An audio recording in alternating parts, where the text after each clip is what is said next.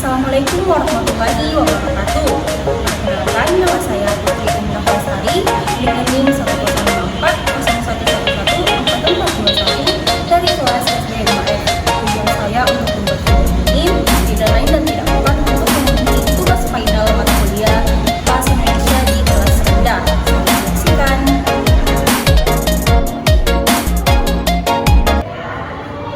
Assalamualaikum anak-anak. Apa kabarnya hari ini? Oke, jadi kalau ibu guru tanya apa kabarnya hari ini, kalian menjawab alhamdulillah, tetap semangat, luar biasa. Oke, ulangnya, apa kabarnya hari ini anak-anak? Alhamdulillah, tetap semangat, luar biasa. Oke, sebelum memulai pembelajaran, tentunya kita harus berdoa agar belajar kita dilancarkan. Oke, berdoa dimulai. Berdoa selesai. Nah, sebelum memulai pembelajaran, ibu guru akan mengabsen terlebih dahulu. Berikan namanya ya. Fitri Ramadhani. Hadir, Bu. Tidak Maria Asda. Hadir, Ibu. Nirma Lasari. Hadir, Bu. Sri Abdulani. Hadir, Bu. Oke, baik, hadir semua ya. Iya, Bu. Oke. Oke, baik.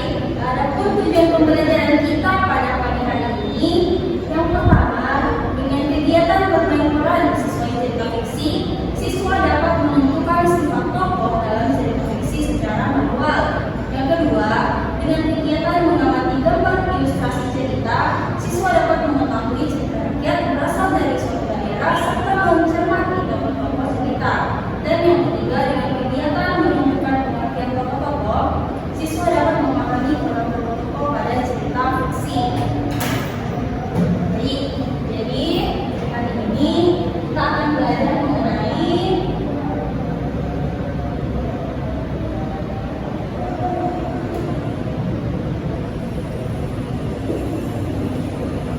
kita akan belajar mengenai apa anak-anak? Cerita fiksi. Bisa. Oke, sebelum kita masuk ke materi, apakah masih ada yang ingat pembelajaran kita pada pertemuan yang minggu lalu? Coba. Materi minggu lalu itu puisi. Isi, oke. Masih ingat ya? Tidak, keren. Coba, ada yang bisa jelaskan apa itu puisi? Ayo. Ibu. Ya, coba Fitri. Puisi adalah jenis karya sastra yang dikenal dengan susunan kalimat dan isi yang menyimpan makna khusus di dalamnya. Oke, baik. Kalian masih mengingat ya pembelajaran kita pada pertemuan yang lalu? Berarti kalian itu adalah anak-anak yang cerdas. Tepuk tangan dulu.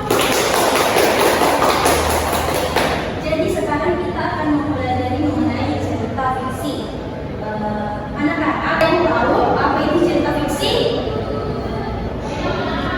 Belum, Ibu. Ya, belum, karena kita belum mempelajarinya.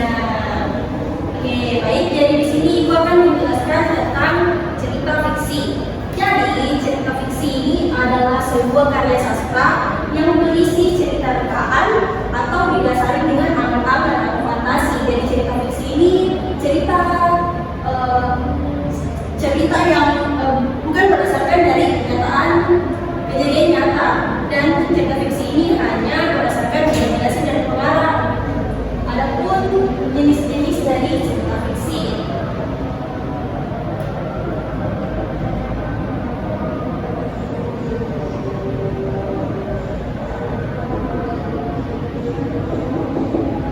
dari cerita fiksi ini ada 8 jenis.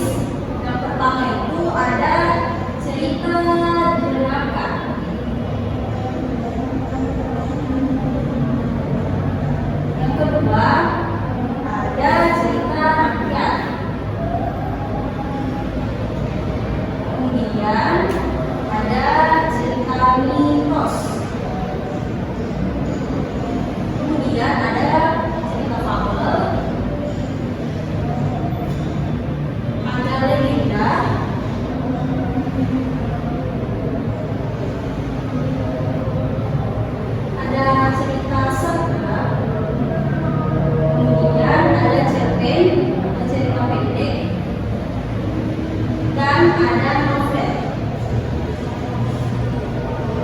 Oke, dari jenis-jenis cerita fiksi di atas yang telah dituliskan, apakah anak-anak pernah membaca salah satu dari cerita fiksi ini? Tentang novel, cerpen, cerita jenaka, cerita rakyat, atau apa? Kalian pernah nggak baca? Aku pernah. Oke, cerita apa? Bawang merah dan bawang putih. Oke, cerita bawang merah dan bawang putih. Yang lain?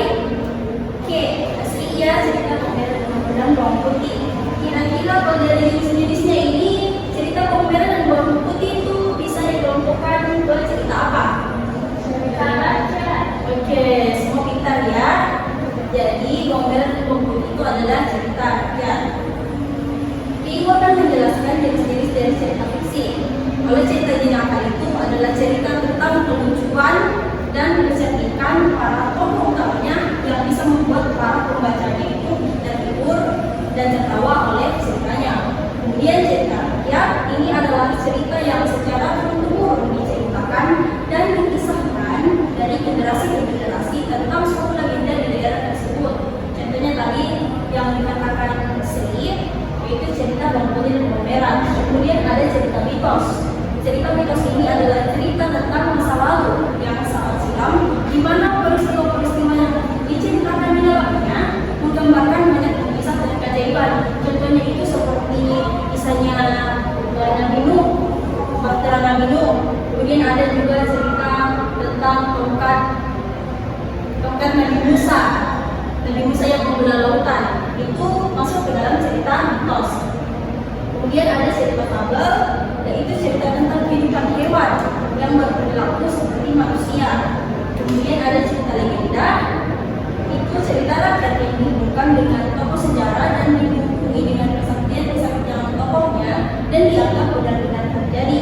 Kemudian ada cerita saga, yaitu cerita rakyat yang ceritanya secara khusus menceritakan tentang pengorbanan para orang-orang di masa lalu yang terus dikenang sampai masa sekarang. Kemudian ada cerpen, yaitu cerita pendek, yang adalah cerita fiksi yang bisa dibaca dalam waktu singkat dalam sekali duduk. Biasanya hanya memiliki 1-2 halaman. Kemudian terakhir ada novel, adalah cerita yang memiliki penontonan karakter yang kompleks dan urutan bab yang cukup panjang dan cerita yang kompleks. Baik, dari jenis-jenis cerita fiksi yang mulai dijelaskan, coba anak-anak kan salah satu cerita rakyat yang pernah kalian baca. Coba siapa yang mau? Ibu, Coba cerita apa? Sampurian Bu. Sampurian ini termasuk dalam jenis cerita apa? Cerita rakyat Bu. Oke, Sampurian cerita rakyat. Siapa lagi? Saya Bu. Oke, apa? Cerita sang kancil. Kalau sang kancil itu jenis cerita apa? Masuk fabel. Oke, cerita ya. Siapa lagi? Ya. Cerita Maliputan. Maliputan ini masuk ke dalam cerita apa? Rakyat Bu. Cerita rakyat. Ada lagi yang mau? Saya Bu. Ya. Cerita Nah, cerita bawang merah dan bawang putih ini masuk ke dalam jenis cerita apa? cerita rakyat. Cerita rakyat. Oke, baik. Jadi di sini ibu akan membagikan kalian cerita rakyat yang telah dipersiapkan. Kemudian kalian akan membacanya satu persatu dan kalian nanti akan menceritakan apa saja pesan yang kalian dapat dari cerita rakyat tersebut.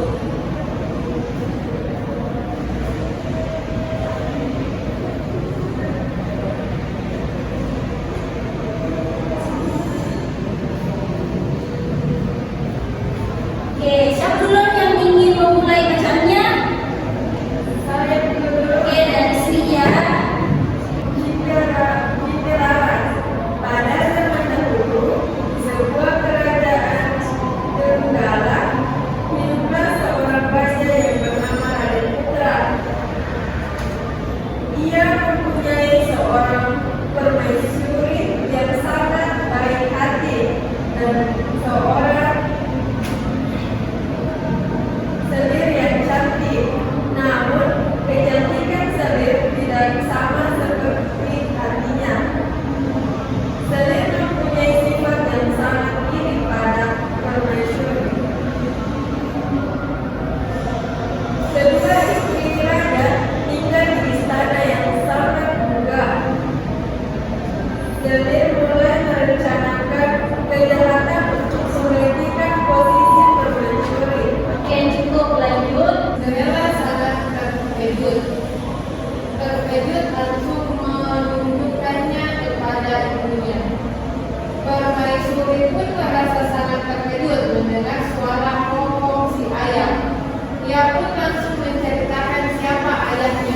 dan mengapa mereka tinggal di dalam hutan.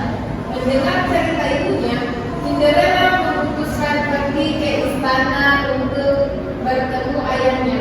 Awalnya ibunya tidak mengizinkan Cinderella pergi, namun ia terus memaksa. Setelah ibunya mengizinkannya pergi, ia langsung berangkat menemani ayah-ayahnya. Namun, di tengah perjalanan Cinderella bertemu dengan orang-orang yang sedang mengadu ayam. Mereka melihat Cinderella membawa ayam jagonya dan mengajaknya untuk menguji kehebatan ayamnya. Cukuplah dulu.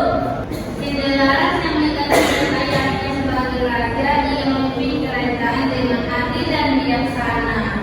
Oke, kalian telah membaca cerita Cinderella yang telah diberikan kan? Oke. Setelah kalian baca, adakah yang ingin menyampaikan pesan yang telah didapat setelah membaca cerita Cinderella tersebut? Saya Bu Guru. Oke, coba Fitri dari sini nak.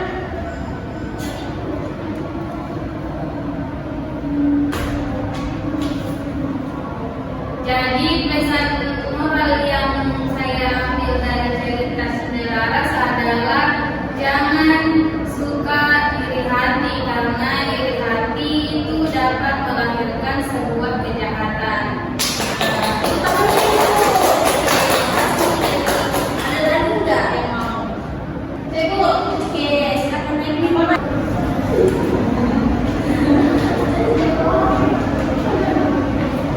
Apa pesan yang bisa didapat dan setelah membaca cerita fiksi Cinderella? Pesan yang saya dapat dalam cerita Cinderella yaitu di mana di dalam kehidupan ini akan selalu diwarnai dengan pertarungan antara kejahatan atau kebaikan dan kebenaran. Oke, terima kasih. Tepuk tangan dulu. Jadi, menurut anak-anakku sekalian, pesan yang bisa kalian dapat dari cerita fiksi tersebut, kita tidak boleh iri hati, karena iri hati ini akan memunculkan masalah di kemudian hari. Iri hati ini akan menjadi duri di hati kita dan duri juga di hati orang lain. Baik, di sini Ibu telah menyiapkan lembar kerja untuk kalian kerja di rumah. Kan kalian sudah membaca cerita fiksi tentang Cinderella, kan? Ya Bu, Tentunya kalian pasti akan ingat apa saja yang kalian baca di dalam cerita tersebut. Di sini Ibu akan memberikan kalian tugas dan kerjakan di rumah. Dikumpulkan di depan ya. ya Bu.